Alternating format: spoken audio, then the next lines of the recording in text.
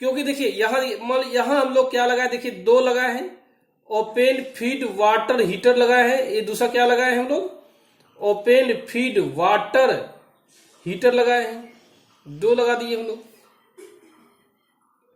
जब दो हम लोग लगा दिए हैं तो यहां से कुछ अमाउंट में M1 kg बाहर निकल आता है यहां से, और यहां से भी निकलता है M2 kg बाहर निकल आता है।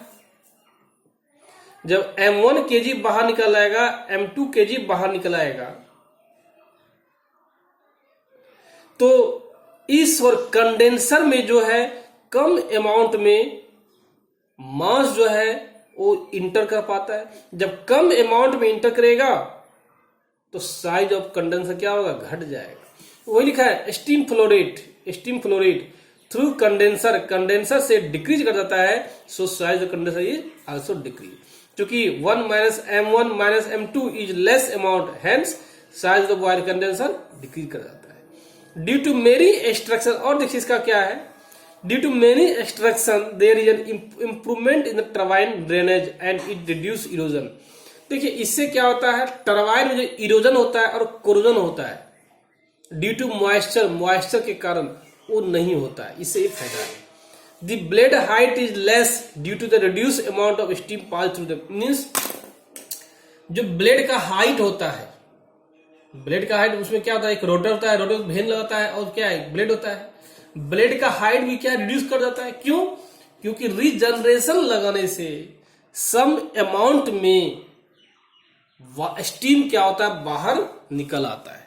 जब कुछ अमाउंट में स्टीम बाहर निकल आएगा, इसका साफ मीनिंग है टरबाइन में स्टीम कम रहेगा, और स्टीम कम रहेगा तो छोटा ब्लेड का भी टरबाइन उस स्टीम को हैंडल कर लेगा और इफिशियंसी को इंक्रीज कर देगा। नेक्स्ट देखिए क्या है, thermal efficiency improved, thermal efficiency increase करता है, क्यों, T average of heat addition to the cycle is increase, क्योंकि टी एवरेज होता है हीट एडिशन का, वो इंक्रीज कर जाता है। नेक्स्ट ये डिसएडवांटेज क्या है, the plant becomes more complicated, plants होता है बहुत ही कॉम्प्लिकेटेड हो जाता है, मीन्स रीजनरेशन लगाइए, इंस्ट्रूमेंट इंक्रीज कर जाएगा, जब इंस्ट्रूमेंट इंक्रीज कर जाएगा बहुत ही प्लांट कॉम्प्लिकेट हो जाएगा। इसलिए रीजनरेशन नहीं लगाने से हम लोग बचने का कोशिश करते हैं, लेकिन चूंकि थोड़ा बहुत रीजनरेशन एक दो पार्ट तो स्टेज हम लोग कर ही सकते हैं, इसलिए एक पावर प्लांट क्या करता है, एक दो स्टेज में रीजनरेशन लगा देता है। अब देखिए, because of the addition of heater greater maintenance is required, means जैसे ही आप रीजनरेशन लगाते हैं, मेंटेनेंस कॉस्ट क्या होता है हीटर का, इंक्रीज कर जाता है। Maintenance cost is also increase by the heater. आप हीटर के द्वारा क्या मेंटेनेंस कॉस्ट क्या होता है, इंक्रीज कर जाता है। दूसरा क्या है, for a given power large capacity boiler is required, क्योंकि आप जानते भी हैं कुछ अमाउंट के में हम बता भी चुके थे, कुछ अमाउंट में बिल्डिंग या रीजनरेशन द्वारा M1 निकल जाता है। जब वो निकल जाएगा तो सेम पावर आउटपुट के लिए स्टीम ज्यादा चाहिए। स्टीम ज्यादा कब चाहेगा मिलेगा, जब साइज ऑफ बॉयलर में क्या करेंगे, इंक्रीज कर देंगे। वही लिखा, for a given power a large capacity boiler is required, boiler का साइज इंक्रीज करना पड़ेगा, ये इसका डिमेरिट्स है। द हीटर्स आर कॉस्टली, और हीटर क्या होता है, कॉस्टली होता है, and the gain in the thermal efficiency not much in comparison to the heavier cost. Mean जितना आप इन्वेस्टमेंट करते हैं रीजनरेशन लगाने से, उतना कहिएगा इफिशियंसी इंक्रीज होगा, ऐसा नहीं होता है। मीन्स रीजनरेशन लगाए आप कहिएगा इफिशियंसी जो है 5 से 10% इंक्रीज कर जाएगा, ऐसा पॉसिबिलिटी नहीं होता है। जब ऐसा पॉसिबिलिटी नहीं होता है तो सिंपल सी बात है, तो रीजनरेशन कराने से मुझे कोई फायदा नहीं होता है। इसलिए जनरली हम लोग क्या करते हैं, रीजनरेशन नहीं करते। तो चलिए हम लोग देखते हैं वर्क आउटपुट कैसे निकलता है इस पॉइंट का।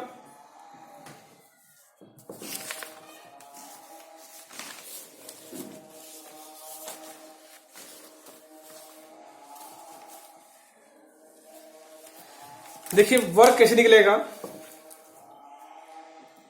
हम लोग जानते भी हैं रैंकाइन साइकिल का इफिशियंसी क्या होता है, 1 minus Q rejection by Q addition होता है। क्यू रिजेक्शन कैसे देखिए होता है, सिंपल सी देखिए बात है, क्यू रिजेक्शन कैसे होगा,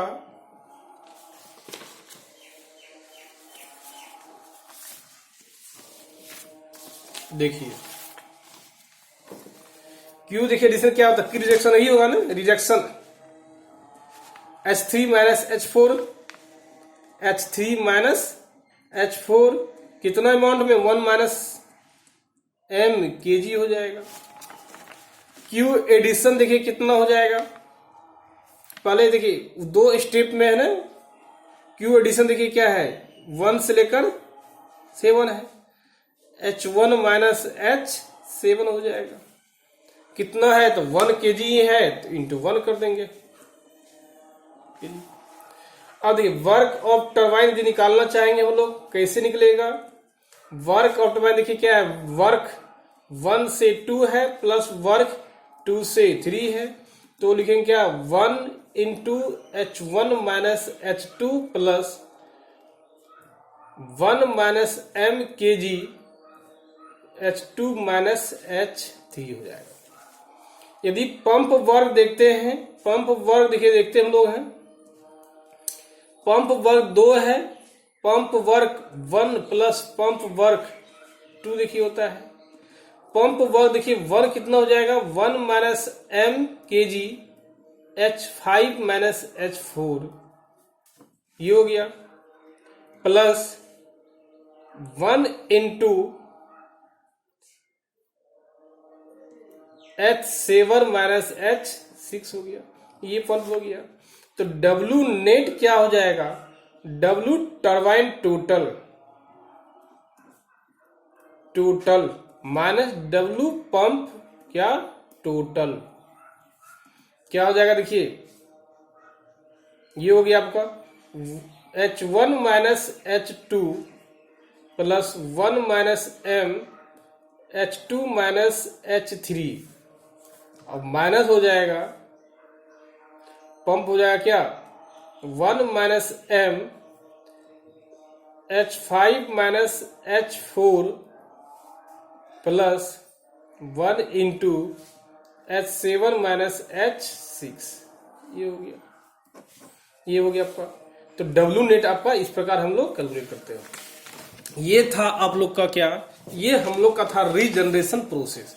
अब रीजनरेशन प्रोसेस में यदि आप लोग को कोई डाउट है तो प्लीज आप जरूर हमें कॉल कीजिए और हम जरूर कोशिश करेंगे आपके डाउट को क्लियर करें। और इस पे जो H1 कैसे निकालेंगे, H1 कैसे निकालेंगे, H2 कैसे निकालेंगे, H3 कैसे निकालेंगे, H4 H5 ये सब कैसे निकालेंगे हम लोग, ये हम लोग कल देखते हैं न्यूमेरिकल पार्ट में। यही था वेपर पावर साइकिल का एक पार्ट, वेपर पावर साइकिल का एक पार्ट हम लोग का आज समाप्त हुआ है। कल हम लोग इस पे न्यूमेरिकल देखेंगे, 2 कम से कम न्यूमेरिकल देखेंगे, और न्यूमेरिकल देखने के बाद हम लोग आगे जाएंगे ऑटो साइकिल, डीजल साइकिल और पेट्रोल इंजन पे हम लोग आगे स्टडी करेंगे। यदि आप लोग को इसमें कोई डाउट है प्लीज हमारे व्हाट्सएप पे जरूर कॉल कीजिएगा, या हमारे पर्सनल नंबर जो दिए हुए हैं जो उस पर आप कॉल कीजिएगा। और यदि पढ़ाई मेरा अच्छा लगा, यदि आपको लगता है नहीं कुछ सीखने को मौका मिल रहा है, तो जरूर हमारे लेक्चर पे कमेंट कीजिए, ताकि मैं एक कोशिश करूंगा पर डे कुछ न कुछ नया मेथड से आपको हम बताते रहे, और इससे मुझे भी अपने आप में एक हौसला बढ़ेगा। Bye, have a nice day.